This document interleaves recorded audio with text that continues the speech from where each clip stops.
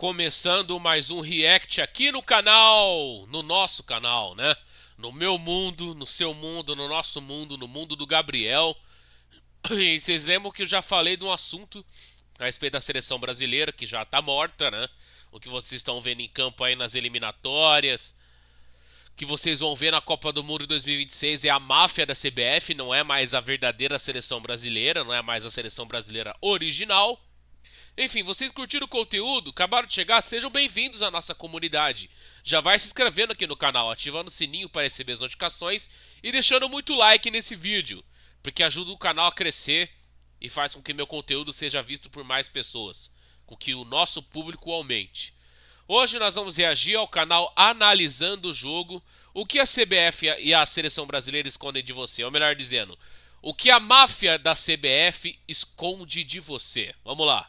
Daqui a 2 anos, em 2026, acontecerá o maior torneio do futebol mundial, a Copa do Mundo. É o ápice do futebol. É onde os grandes craques se encontram e mostram o porquê são considerados os melhores de seus respectivos países.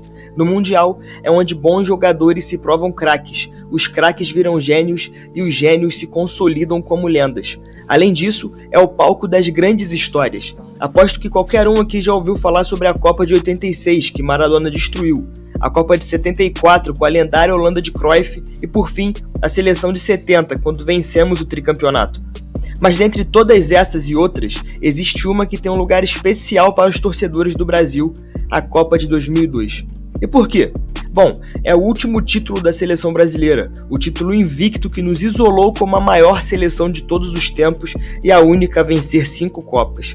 Mas de lá pra cá, por que paramos de vencer?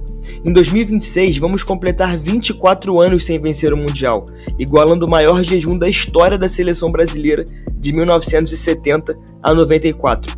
O que explica a crise do Brasil? Por que não somos mais respeitados como antes? Será que ainda somos a maior seleção do mundo?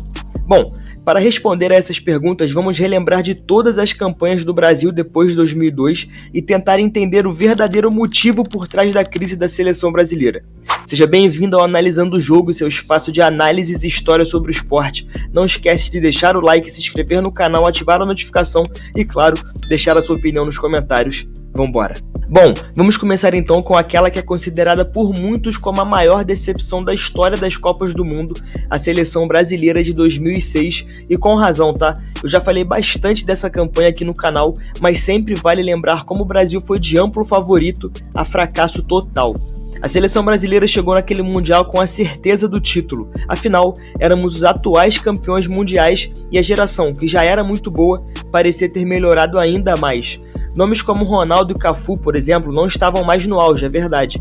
Mas por outro lado, jogadores como Ronaldinho, Adriano e Kaká apareciam como nomes para levar o Brasil ao título e garantir de vez o Hexa. Além disso, a seleção havia vencido a Copa América de 2004 e a Copa das Confederações de 2005, o que trazia ainda mais confiança para os jogadores e para a torcida.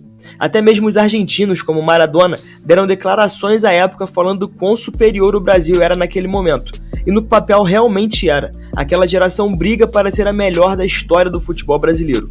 Na Copa, o Brasil ficou no grupo F, com Austrália, Japão e Croácia. E como já era de se imaginar, venceu todos os jogos. Nas oitavas de final, encarou a seleção de Gana e venceu por 3-0. O sentimento de vitória aumentava a cada triunfo e o título parecia questão de tempo, até que encontramos a França nas quartas de final.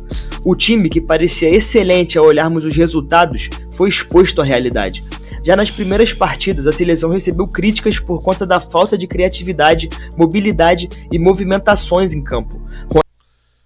Olha aí, ó. Olha a prova aí. Ê, Ronaldo, hein? Ê, barrigão, ê, Ronaldão, ê, gordura. Entendeu? Eu já falei pra vocês, gente, no react anterior que eu fiz do outro canal, vocês viram o vídeo que eu postei aí. Eu avisei vocês, gente, eu avisei que tinha muita coisa errada.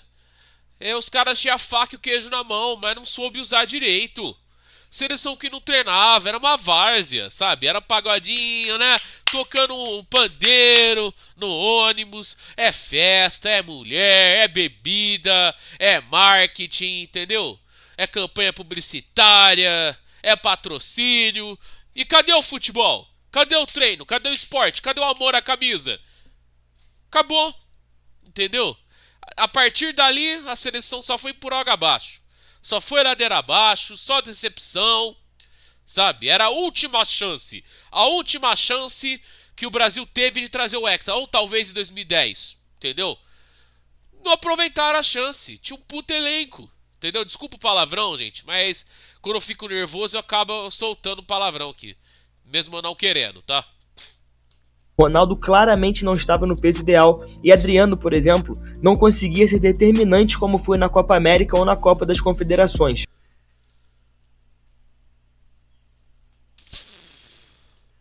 Era um time que não conseguia dominar adversários inferiores como Austrália e Croácia e se apoiava muito em decisões individuais para vencer jogos.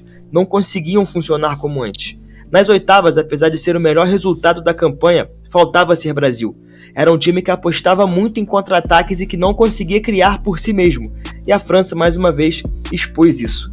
Nas quartas de final, o balde de água fria. A seleção não conseguia jogar e viu Zidane, já com seus 34 anos, dominar completamente o jogo.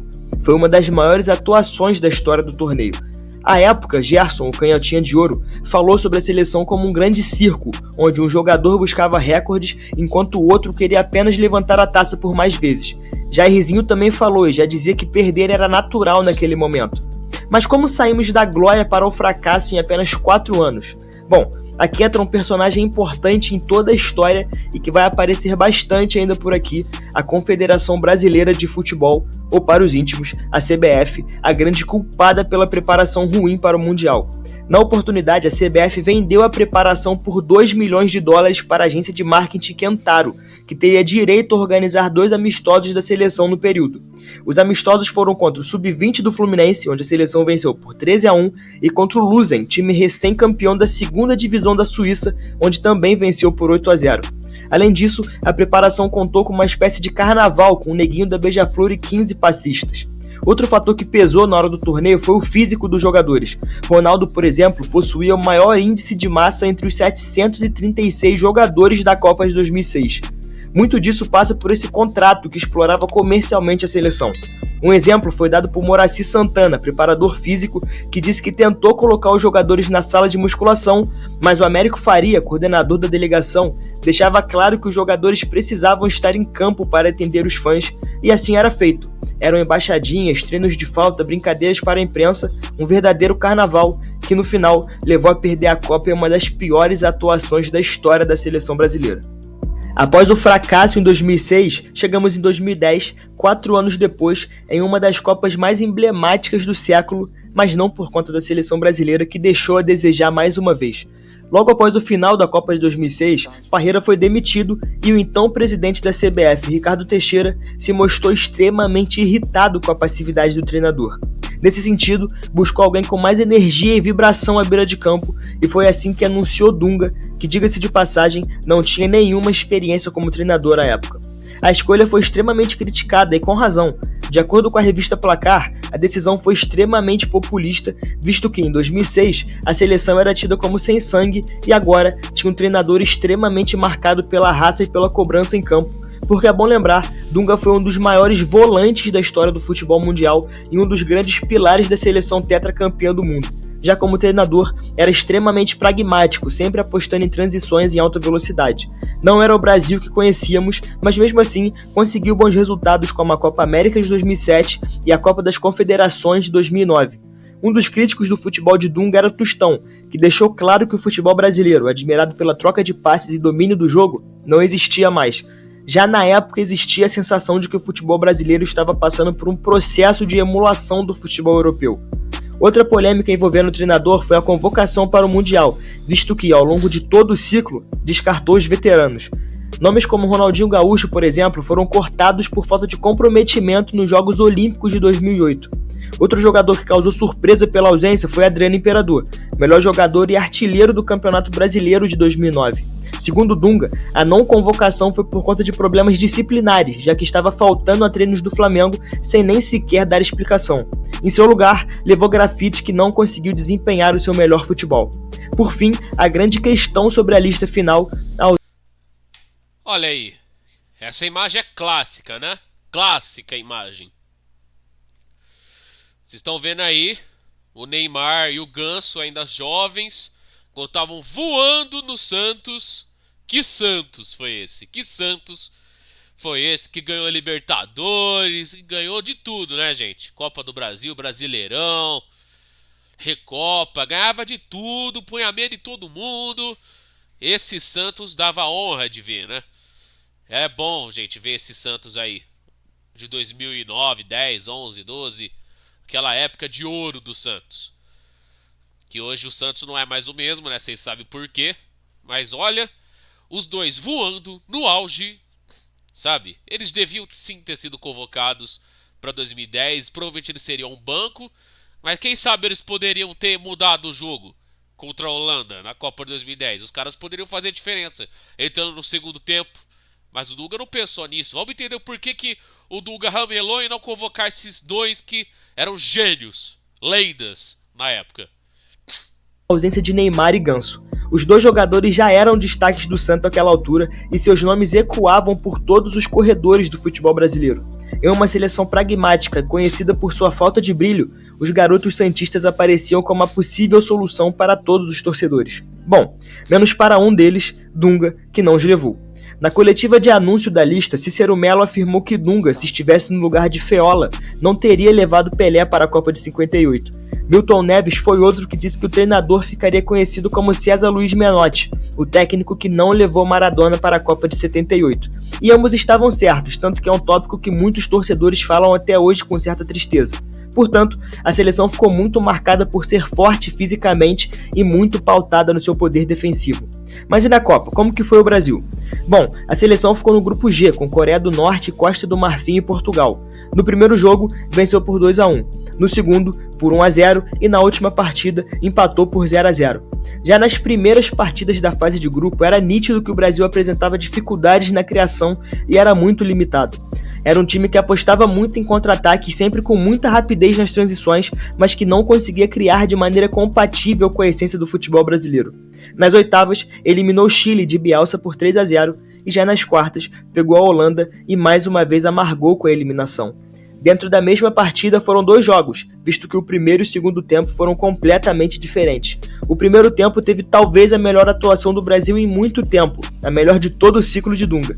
No entanto, na segunda etapa, vimos uma das piores atuações da seleção naquela década. O time foi para o intervalo vencendo por 1-0 e terminou perdendo por 2-1.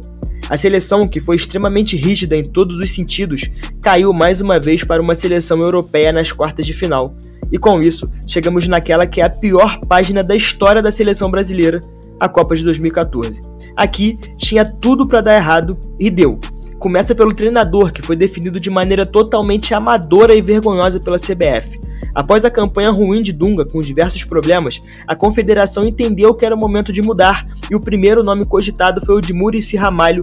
À época, o treinador assinado com o Fluminense recusou o convite. Segundo Muricy, houve uma reunião de mais de 3 horas com Ricardo Teixeira totalmente sem seriedade. O treinador conta que entrou diversas pessoas e que ao fim do papo, o ex-presidente fez a proposta, de acordo com o técnico, com muita arrogância.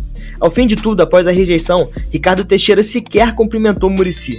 O nome que apareceu para substituir foi o de Mano Menezes, que chega em julho de 2010. No entanto, sua passagem foi desastrosa. No comando da seleção, perdeu a Copa América de 2011 e os Jogos Olímpicos de 2012. João Avelange chegou a criticar o treinador publicamente quando o chamou de imbecil e deixou claro que sua escolha seria Luiz Felipe Scolari, o treinador que venceu a Copa do Mundo em 2002 de maneira invicta. E assim foi feito. O novo técnico chegou com aprovação popular de mais de 60%.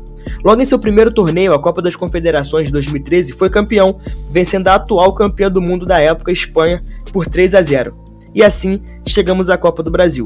O time estava no grupo A, com México, Croácia e Camarões. Na estreia contra a Croácia, venceu por 3-1. No segundo jogo, 0-0. E no terceiro, venceu Camarões por 4-1. No entanto, apesar dos bons resultados, o time não era visto como uma unanimidade, tá? Olha, gente, a Copa das Confederações de 2013, nossa, como eu amei ver aquela seleção brasileira, como amei. Nossa senhora, e ainda o Neymar tava em transição, né? Tava saindo do Santos, indo pro Barcelona, realizando o maior sonho da vida dele, né? Ia jogar com o ídolo dele, Lionel Messi. Pois é, o Brasil bateu o Uruguai, né? Acho que jogou contra o Uruguai, que era campeão da Copa América, se não me engano. Bateu o Japão, que era campeão da Ásia. Venceu a Itália, que também era uma das recentes campeões do mundo, né, ganhando em 2006. Bateu a Espanha, que era atual campeã do mundo, da última Euro, enfim. A gente pensou, pô, o Brasil vencendo grandes seleções, campeões de cada continente. É a receita perfeita pro Hexa, né? Copa do Mundo aqui no Brasil. Imagina o Brasil ganhando o Hexa no próprio país, em casa. Imagina a festa que seria. E eu achava que ia ser, mas eu acabei me iludindo como todo mundo se iludiu. Sabe, o Brasil tava indo bem. Ele não tava indo bem como deveria, mas pelo menos chegou na semifinal. O Brasil chegou na semifinal, mas aí a semifinal foi um verdadeiro desastre, né? Porque o Brasil tomou a sua. A maior derrota da história, como vocês já sabem. Jornalistas e comentaristas já apontavam para a dependência de Neymar e como o meio-campo da seleção não estava sendo eficiente. Nas oitavas, se classificou após eliminar o Chile nos pênaltis, após um conflituoso 1-1, e nas quartas, contra a Colômbia, o grande episódio, a lesão de Neymar Júnior. O lance que pode ter mudado completamente a trajetória da seleção na Copa. Aos 42 minutos do segundo tempo, Zúñiga deu uma entrada nas costas do camisa 10 da seleção e o tirou do Mundial. Em entrevista após a Copa, Neymar revelou que se fosse alguns centímetros para o lado, poderia ter perdido o movimento das pernas. Então, dessa forma, chegamos no fatídico 7-1, a maior vergonha da história do Brasil.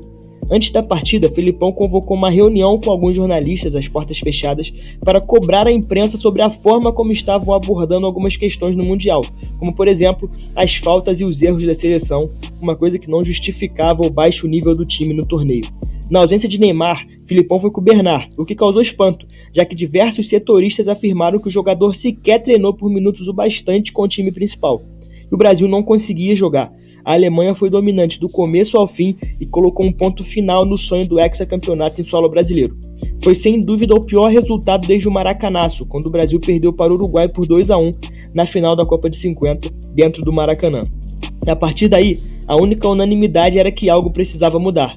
E foi assim que fomos para a Copa de 2018, na Rússia. Mercado Livre, o jeito mais seguro de comprar seu carro. From the River to the Sea é uma versão inédita, sem filtros e sem censura. Bom, a grande lembrança dessa Copa e do ciclo como um todo é com o Tite, mas essa é só a pontinha do iceberg, tá? O ciclo para 2018 começou 2 semanas após o 7-1, quando o Dunga retornou à seleção. A CBF novamente queria um treinador mais rígido e fez o convite a um antigo rosto conhecido. E por incrível que pareça, dados do técnico, visto que o Brasil caiu nas quartas de final da Copa América de 2015 e foi eliminado na fase de grupos da competição em 2016. Outra controvérsia à época foi a presença de Gilmar Dinaldi, diretor da CBF, que possuía 2 empresas de gerenciamento de jogadores com remuneração vindo diretamente por conta de negociações. A convocação do meia Ederson, por exemplo, foi denunciada através de documentos que mostravam a participação com remuneração de R$407 mil de nomes da CBF em negociação entre investidores em 2004. Além disso, outro nome que causou no mínimo estranheza foi o do lateral esquerdo Jefferson, que possuía menos de 20 jogos com a camisa do Internacional no time profissional. A justificativa de Dunga foi que conhecia o jogador por ter trabalhado no clube antes de assumir a seleção brasileira. No entanto, o próprio treinador afirmou depois que sofreu ameaças de empresários por não convocar certos atletas. Com isso, encerrou-se a passagem de Dunga pela seleção e chegou a vez de Tite, que assumiu em 2016. O treinador classificou a seleção com certa tranquilidade para a Copa do Mundo de 2018, com aproveitamento de 84%, até então a melhor campanha de um treinador pré-Copa desde 70. E a sensação, assim como nos anos anteriores, era de certeza de título. No Mundial, o Brasil estava no grupo E, com Suécia, Sérvia e Costa Rica. Na estreia contra a Suíça, empatou por 1-1. No segundo jogo, 2-0 e no último, 2-0. O grande nome dessa primeira fase foi o Coutinho, que anulou 3 gols em 3 jogos. No entanto, o protagonista era Neymar, que ficou marcado pelas faltas sofridas e pela forma como caía em campo. A piada ecoou em todo mundo e até hoje ainda é usada contra o craque. Nas oitavas, o Brasil venceu o México por 2-0. E o bom momento acaba aí, já que mais uma vez a seleção caiu para um time europeu nas quartas de final, dessa vez a grande geração belga. O jogo terminou 2-1 e ali a desconfiança em um possível hexacampeonato mundial aumentava ainda mais. Outro exemplo de como a Copa não foi boa para o Brasil foi Gabriel Jesus, que teve o pior desempenho de um camisa 9 na história da seleção brasileira em Copas, visto que não marcou nenhum gol. Dessa maneira, encerrou-se a primeira Copa do Mundo do Tite, mas ainda temos a segunda e última por aqui, tá? Logo após o fim do Mundial de 2018, Tite renovou seu vínculo com a CBF por mais 4 anos, ou seja, mais um ciclo de Copa do Mundo. Foi a segunda vez que o Brasil foi com o mesmo treinador para 2 Copas consecutivas. A primeira foi com Tele Santana, em 82 e 86. No entanto, existe uma grande diferença aqui, tá? Tite foi o único que realmente teve 2 ciclos completos, já que Tele saiu após 82 e retornou em 85. Isso faz muita diferença. O ciclo começou com o pé direito, visto que o Brasil venceu a Copa América de 2019, o torneio que não vencia desde 2007. No entanto, perdeu a edição de 2021 para a Argentina dentro do Maracanã, que muitas pessoas inclusive acreditam que foi o momento chave para a escalada da Argentina rumo ao tricampeonato mundial. Enfim, apesar disso, a seleção se classificou em primeiro para a Copa com 5 rodadas de antecedência, de maneira invicta e com a maior pontuação da história das eliminatórias. Mas existia um grande problema: a competitividade. É nítido que o cenário sul-americano de seleções não é do mesmo nível da Europa. Muitos afirmavam que os resultados do Brasil serviam apenas para mascarar e que no Mundial, quando enfrentasse seleções de ponta, teria problemas. A CBF argumentou que o problema era o calendário e que era muito difícil. Nesse período, o Brasil ficou mais de 3 anos sem enfrentar uma seleção europeia, e a última vez que isso havia acontecido foi entre 50 e 54. No fim, foi assim que chegamos para a Copa de 22, já sem a mesma certeza de antes. O Brasil ficou no grupo G, novamente com Suíça e Camarões, mas dessa vez com a Sérvia. Na estreia, venceu a própria Sérvia por 2-0. O jogo foi um pouco abaixo, mas a força de recuperação da seleção brasileira chamou a atenção, especialmente de Richarlison, que marcou 2 gols. Na segunda partida, já sem Neymar, que estava lesionado, o Brasil venceu por 1-0. Aquele jogo contra a Sérvia, nossa, fiquei nervoso naquele jogo. Fiquei bem nervoso, tava trêmulo, minhas pernas estavam bambas, eu suava pela camisa, nossa senhora. Tava rezando para infartar nesse jogo. Mas o Richarlison fez a diferença, né? O melhor jogo que ele fez.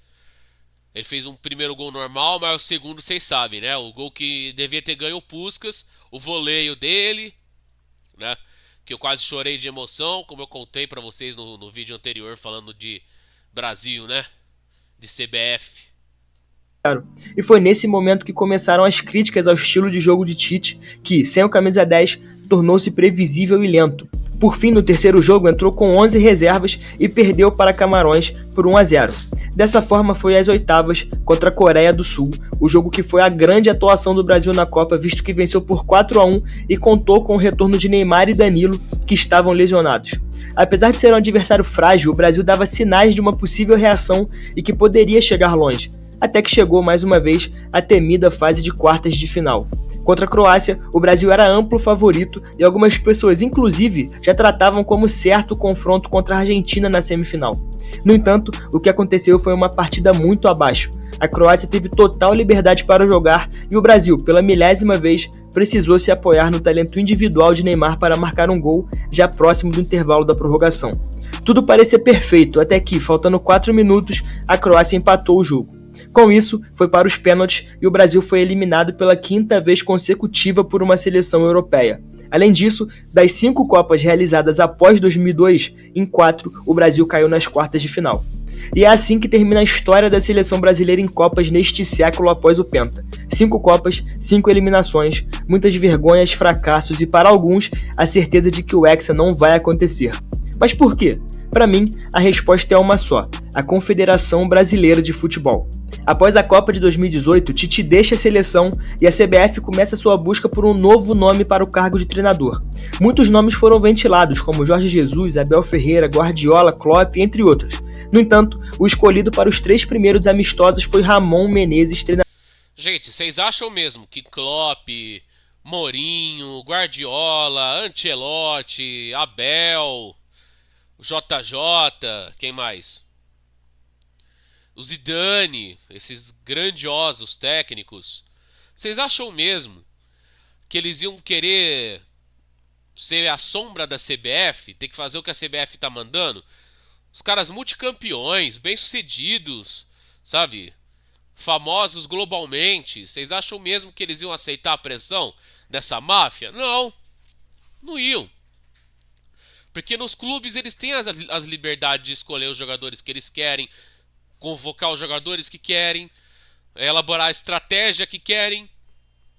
Na CBF não. Ia virar um manipulado, ia virar a sombra da CBF, ia virar um capacho da CBF, sabe?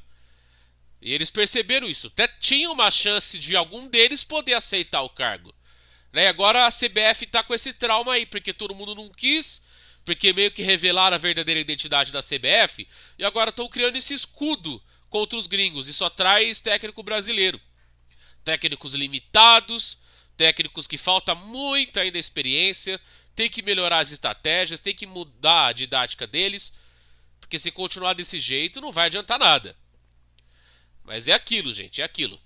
Agora a CBF tá com esse trauma e só consegue trazer esses técnicos limitados. Por exemplo, o Dorival Júnior era um bom técnico, ele teve uma passagem boa no São Paulo, no Flamengo, que é meu time, enfim, conseguiu ter boas passagens em clubes.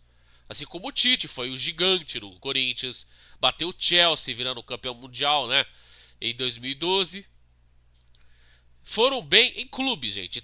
Você tem que saber diferenciar. Técnico de clube é técnico de clube. E técnico de seleção é técnico de seleção. Porque o clube, o time tá lá montadinho pra ele. Ele faz a escalação do jeito que ele quer, a formação do jeito que ele quer. No clube, na seleção, ele tem que investigar um pouco mais, ele tem que convocar os jogadores certos, ele tem que estudar muito de futebols diferentes, sabe?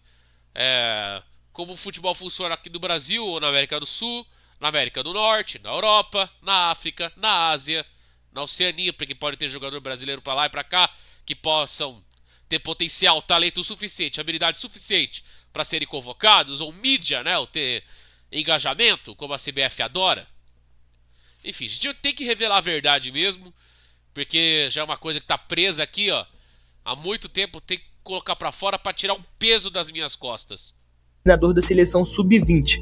Os amistosos foram contra Marrocos, Guiné e Senegal, e a seleção conseguiu a proeza de perder 2 deles. Contra Marrocos, 2-1, contra Senegal, 4-2.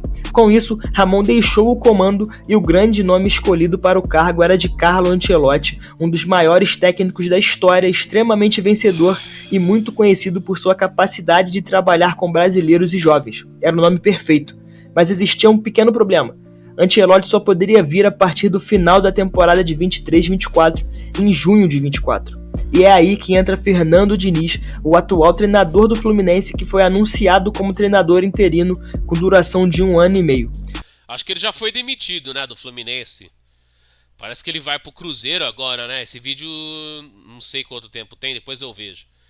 O Diniz foi bem no Fluminense, ganhou Libertadores, né? Chegou na final do Mundial, perdeu pro City daquela forma vergonhosa, tomou 4 e cabia mais, né? Cabia mais. O City teve piedade dos cariocas, dos principais rivais do meu time.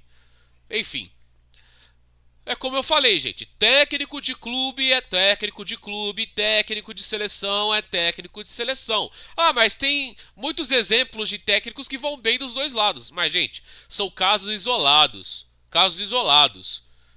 O cara que tá acostumado a ir bem nos clubes não vai se dar bem com facilidade numa seleção, gente. O peso da seleção brasileira é enorme. Eu sei que a seleção brasileira já faleceu, né? Já tá enterrada no cemitério. O que vocês veem em campo, que vai entrar em campo agora em outubro, a máfia da CBF. Eu nem vou ligar a TV, não vou assistir, gente. Eu tô igual o Ronaldinho Gaúcho, como eu falei no vídeo anterior. Não vou mais assistir jogos da máfia da CBF. Não vou mais. Toda essa movimentação da CBF foi muito estranha, e alguns diziam que não passava de uma cortina de fumaça, já que era muito difícil Ancelotti deixar o Real Madrid e assumir a seleção, o que realmente não aconteceu. No final de 2023, o italiano anuncia sua renovação de contrato com o time merengue até 2026 e coloca de vez um ponto final em todos os rumores. Para piorar, o desempenho de Diniz era terrível na seleção, visto que em 6 jogos venceu 2, empatou 1 e perdeu 3. Assim, Edinaldo Rodrigues, o atual presidente, demitiu o treinador em janeiro de 2024 e colocou Dorival Júnior no comando da seleção, que é o treinador que está até hoje. Mas já que estamos falando de presidentes da CBF, vamos abrir um capítulo especial para falar apenas sobre isso, tá? De 2001 para cá, a CBF teve 8 presidentes, alguns deles bem conhecidos por esquema de corrupção, como é o caso de Ricardo Teixeira, que foi alvo de diversas denúncias à época. Entre elas, há casos de nepotismo para preenchimento de vagas na CBF, importação irregular de equipamentos para sua choperia e celebração de supostos contratos lesivos para o futebol brasileiro, especialmente com a fabricante de artigos esportivos Nike. Em 2000, Ricardo Teixeira foi até a CPI do futebol prestar depoimento. Em 96, a CBF era extremamente lucrativa, mas após o contrato com a Nike de 160 milhões de dólares, passou a dar muito prejuízo. O resultado disso foi um empréstimo de origem duvidosa com juros maiores de 40%. Nas investigações, foram descobertas uma série de empresas do presidente e de aliados com transações irregulares de dinheiro. A Receita Federal, portanto, autuou a CBF em 14 milhões por dívidas. O presidente deixou o cargo em 2012 alegando problemas de saúde. Em seu lugar, entrou José Maria Marinho. Após a gestão, que terminou em 2015, Marinho foi preso na Suíça em investigação liderada pelo FBI. Logo após, foi simplesmente banido de qualquer atividade relacionada ao futebol pela FIFA e afastado do quadro da CBF. Mais tarde, foi para a prisão, condenado por corrupção em diversas acusações, entre elas, corrupção para recebimento de dinheiro ilícito, fraude relativa à Copa Libertadores, à Copa do Brasil, à Copa América e conspiração para a lavagem de dinheiro relativa à Copa América, tendo recebido cerca de 6 milhões e meio de dólares desde que assumiu a gestão da CBF. Por fim, o atual presidente Edinaldo Rodrigues. O presidente chegou a ser afastado de seu cargo em dezembro de 2023 por conta de supostas irregularidades em sua eleição à presidência. No entanto, já em janeiro de 24, retornou ao seu cargo e segue até hoje. Diante disso tudo, podemos perceber uma coisa clara: a desorganização da CBF tem total efeito dentro de campo. Por mais que algumas pessoas não consigam concordar, é a verdade. Infelizmente, a grande culpada pelas derrotas da seleção não foram as gerações, mas sim a bagunça da nossa confederação. Claro que a nossa geração não é tão boa quanto a de 50, 80 e 90. Mas será que se tivéssemos uma organização desde a base até o topo, não seria diferente? Será mesmo que o Brasil parou de produzir talentos e viramos uma nação comum? Na minha opinião, não. Mas enquanto existir uma força maior que nos puxa para baixo, é difícil ver o Hexa como realidade. Mas e na sua opinião, qual o verdadeiro vilão da crise de identidade da seleção brasileira? É a CBF, a geração, os treinadores, os torcedores? Enfim, deixe aí nos comentários porque sua participação é muito importante. Deixa o like, se inscreve no canal e ativa as notificações para ficar sempre por dentro do nosso conteúdo. Esse foi o Analisando o Jogo, seu espaço de análises e história sobre o esporte. Até a próxima. Mais um Exposed aí na CBF. 5 meses já, ó. Esse vídeo já é um pouco mais antigo. Tem esse outro aqui que eu vou trazer pra vocês também, a seleção mais suja do mundo, é o próximo. Tá? Olha lá, máfia, ó, máfia. Obviamente que a maior culpada, o maior vilão é a CBF, né? Já foi comprovado. E como eu falei pra vocês, gente, a seleção morreu e o Gabriel viveu. Eu vivi pra trazer conteúdo pra vocês, pra convencer vocês a se inscreverem no canal, a deixarem like aqui no vídeo para engajar o canal, para ativar o sininho para receber as notificações em primeira mão, para me seguir nas redes sociais, que os arrobas estão na descrição, entendeu? Para compartilhar meu conteúdo com a família, com os amigos, com todo mundo aí em todas as redes sociais que tiverem. E é isso. Um beijo, um abraço para vocês, até o próximo vídeo. Tchau.